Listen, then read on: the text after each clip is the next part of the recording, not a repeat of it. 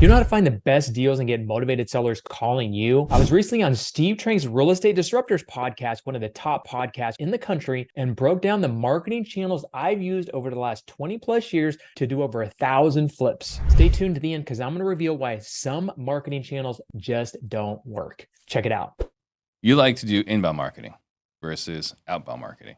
There's a lot of different marketing methods, right? So what I'm going to do is I'll go from the top to the bottom. And what I mean by the top is those that don't take quite as much time and that perform well and that you have people calling you. And then all the way down to the bottom is you're reaching out to them and it's a lot more hard work with these marketing. So the top obviously is going to be TV commercials. TV commercials to me are the thing that really build credibility for everything. You have people calling you. It's very hands-off once you have it set up and dialed in with the right scripts, the right shows and stations and things like that we feel like we've done really well. You don't have to touch it for at least 6 months, if not 12 to 18 months. I was actually talking to Ryan Pineda the other day, and he's ran the same TV commercial for 4 years. Yeah. He hasn't touched it for 4 years. And so you have TV. That's inbound marketing, and you have to only have to get about 10 to 15 leads per deal.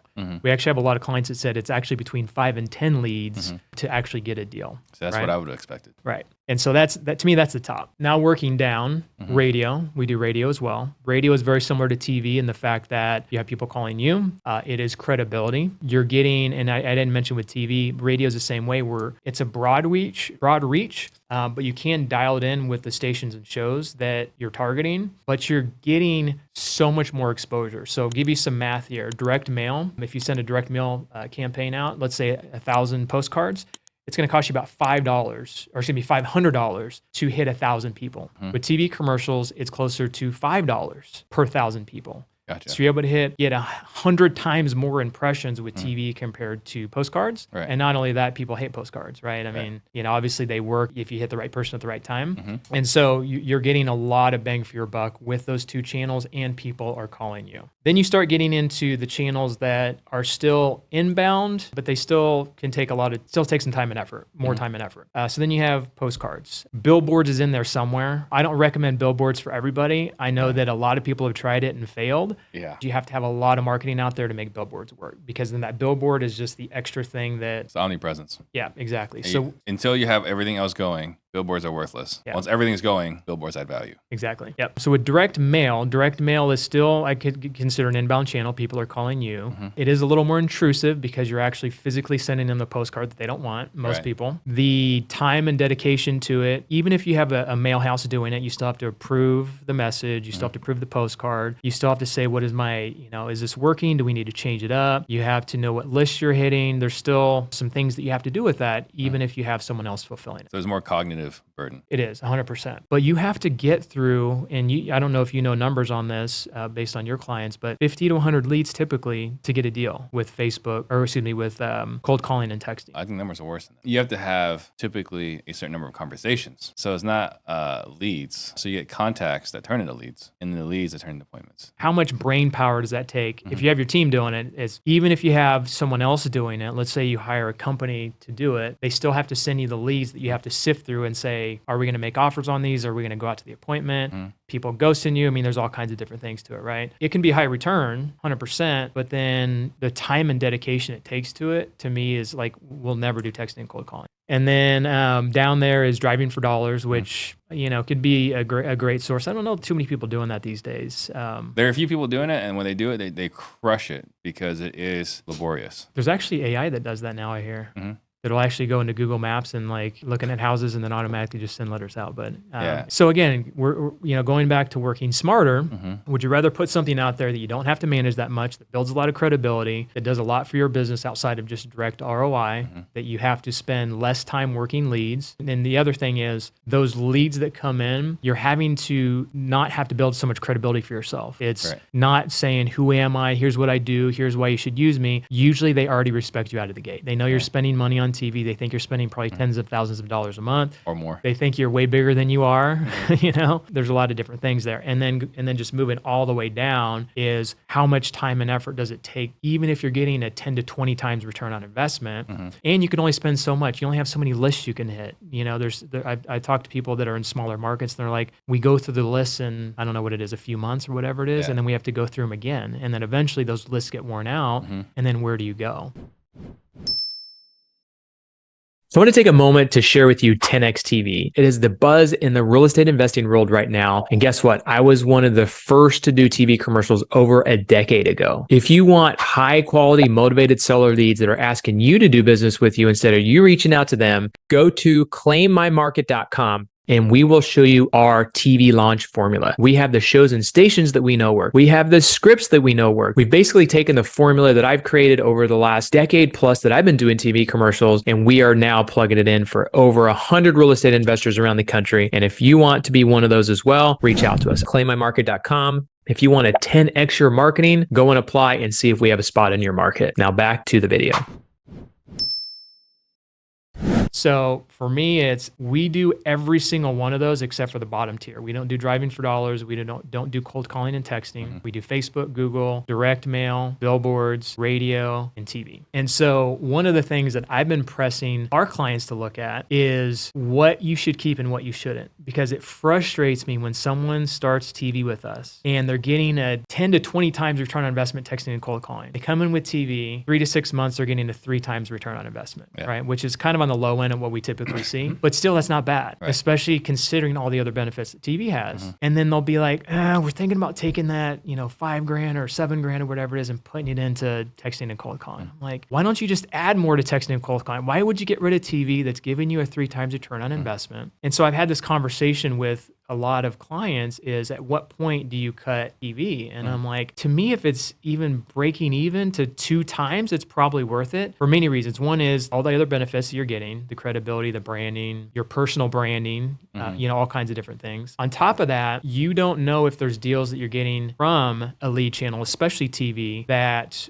could have been attributed other places. So there's many times a year where we get to the closing table, they said they found us on Google, and they'll swear by it, conversations, because my team usually does a pretty good job of asking them multiple times where they came from. And then they'll get to the closing table and they'll be like, man, I'm just so glad I saw your TV commercial. It's like, okay, now you tell us, we asked you so many times where you found us, and they swore it was Google. So that's one. The biggest thing is all the channels work together. So we don't get a killer return on Facebook. We don't get a killer return on Google. We don't even get a killer return on postcards. We get a 2 to 3 times return, which isn't horrible, but it's not great. TV's our best lead channel. This year we're 6 times return, and we've been up to 12 times return. But now I'm like, if we can break even on a channel, I'm just going to keep it because of those things that I mentioned. But on top of that, some of those things that haven't ran long enough to really see the benefit, or to really see what it does on a longer term scale. So for me, 12 months is a decent gauge of where you can be on a marketing channel, but really you probably need more data than that. And so I looked back at Google and Facebook, and we didn't get a great return, but we never ran for more than about, I want to say 18 months at a time. We'd kind of do 12 months and we stopped, and then 18 months, and it was just kind of back and forth of we're not getting a great return. But now I'm like, you know what? We have the money to do it. We have all these other marketing channels that are working well. If it's at least breaking even, we're going to keep it. Now, if you're breaking in on texting and cold calling, I absolutely wouldn't recommend it.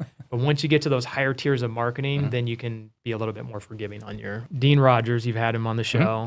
We got him into Family Mastermind, and he was on the show here. So he's been running TV with us for 3 years now. He started TV. He had a very small meetup group. He wasn't getting much traction from it. Started TV commercials, and then all of a sudden the credibility and people just started coming to his meetups. Same thing started happening as people would call him and be like, hey, I see you're on TV. We've got a wholesale deal, yada, yada. And so he grew this massive meetup group in Fresno. It's huge. And he has friends with benefits. I think he's talked to you about that, which is super cool, super funny. And he didn't tell me what his stats were last year, but I think it was the year before, did an extra $1 million that he didn't do the year before with JV deals from his meetup group, which again came from a lot from TV. I'm not going to say it's all from TV, but you know what I'm saying? Yeah. So you're 100% right. There's so much outside of just direct people, sellers calling you that you get benefit from. We've raised a lot of private private money in my hometown in Wichita. Anytime I get a referral from another one of our private lenders and that person calls me and says, "Oh, I've seen you on TV," you can tell the conversation's way different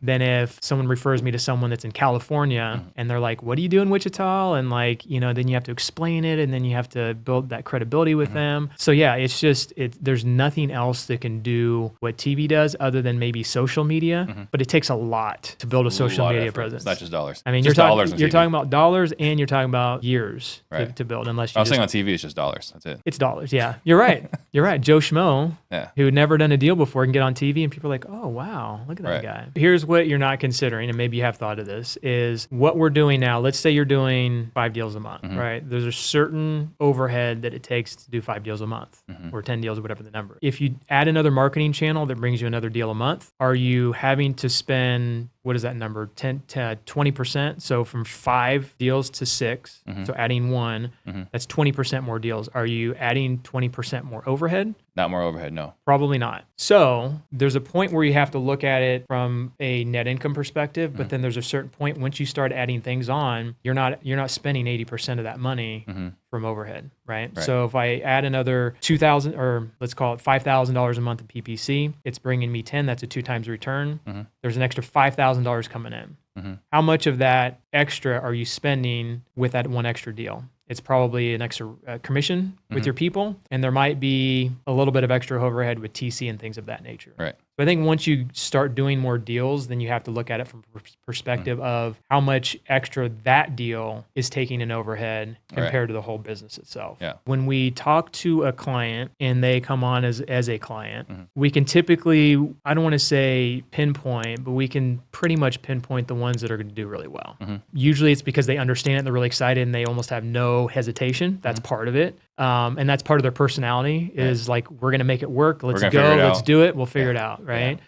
So that's part of it. And then you look at the other side of it as, man, this person, they're doing deals, but they're maybe not as dialed in as some of the other clients that we have, right? And I think it comes down to the operator. I mentioned before we started that, we've listened to some of our clients' calls in the past, and you can tell who's dialed in and who's not. If their team is answering the phone, hello, or they're having the conversation with the client, and you got babies screaming in the background. People don't answer hello. That's different than, "Hi, this is Tony, Professional Home Buyers. How can I help you?" And then, and then the whole sales process. I mean, you know all this, the right questions to ask, setting the appointment, building rapport. I mean, there's all types of different things. I think the sales process is the biggest thing. And usually it comes down to the operator, because usually it's either the operator that is taking the calls or it's the operator that's trained their salesperson to take the calls because they used to, and they had to train them. Right. And I think that's the biggest downfall. I think it's interesting because you've heard this before. People say PPC doesn't work, or TV doesn't work, or radio doesn't work, or whatever. I used to take that with, oh crap, that doesn't work very well. But now it's like, it's the operator, number one. Did they work the deals, right? Because if someone does TV with us and they said, we got 90 leads our first 3 months and we did 1 deal, that's not a TV issue. That's a sales issue, right? And it goes all the way down the line. So I think sales is probably the biggest part of it. And again, it's the operator and the mentality of it. It's interesting because, I mean, you're in sales. When you contact a company and you analyze their sales process, 90% of businesses, it's maybe even more than that. I was going to say it's more than 90. Don't really even have a good sales process. Yeah. Like there's a guy, I'm not going to name his name. Maybe I shouldn't. Anyway, he has over 100 employees servicing real estate investors, right? And I got on a sales call with one of his people, and I'm still confused at what they do. And they didn't ask for the sale. They didn't ask me to sign up. They didn't. And it was really bad. And that happens with so many businesses. Like if you call, and I would have you guys try this, go online and find 10 businesses and call them. Probably half of them don't answer their phone. You leave a message, and probably 10% of them return your call, maybe 25%. And if that person answers the phone, they're not asking for anything. Even if it's a restaurant, it's like, oh, what's your name? I can get you in at this time, even if you don't take reservation. I mean, there's so many different things that you can do with getting people to commit once they get to a certain point. They're raising their hand and saying, I want to sell my house. Like we've heard sales calls before where someone's like, I don't know anything on the house. I bought it for $50,000 30 years ago. If I can just get $50,000 out of it, then I'll sell it to you guys. Okay, well, let me run the numbers on it and I'll get back to you. And it's like, what are you doing? Schedule that appointment. disappointment. I knew that from the very beginning, and that's probably my personality of just, Yeah. But when someone's wanting to sell their house, it's a good deal. Get out there as soon as you can. Right. If an hour later, 24 hours later, but days later, there's no excuse for that. Yeah. And so, the term speed to lead.